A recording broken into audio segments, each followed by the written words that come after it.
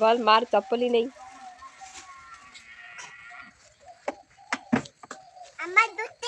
আমার তিনটা চপ্পল আছে আর তোমারও তিনটা চপ্পল আছে।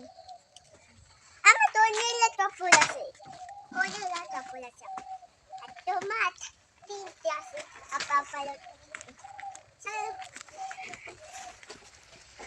তুই ব্যাগটা কেন এত। দেখো বন্ধুরা, আমাদের ঘরের ভেতরেই একটা পাখির বাসা। আজকে হয়তো 2-3 বছর থেকে পাখির বাসাটা ওখানেই আছে।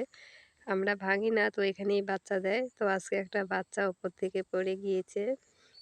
তো ওর মা এখান থেকে ওঠাতে পারছে না, ডালে ডালে চিল্লাচ্ছে।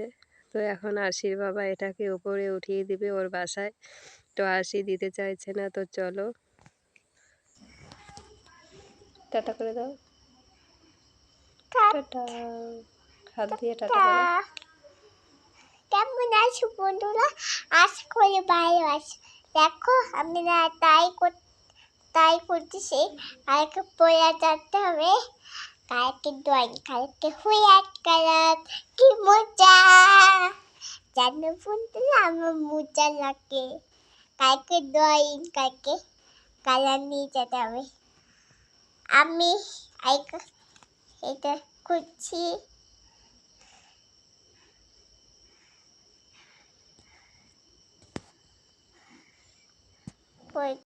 এখন বাজে 6:30। আমি আশিকে বই নিয়ে বসিয়ে দিয়েছি। তো স্কুলের হোমওয়ার্ক দিয়েছি, সেগুলো করতে হবে।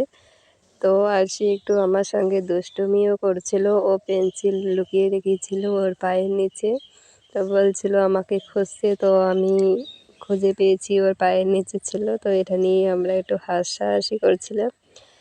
তো চলো, পড়াশোনার সময় মোবাইল নিয়ে থাকাটা ঠিক নয়, যাতে বাচ্চারও পড়াশোনায় অসুবিধে হয়।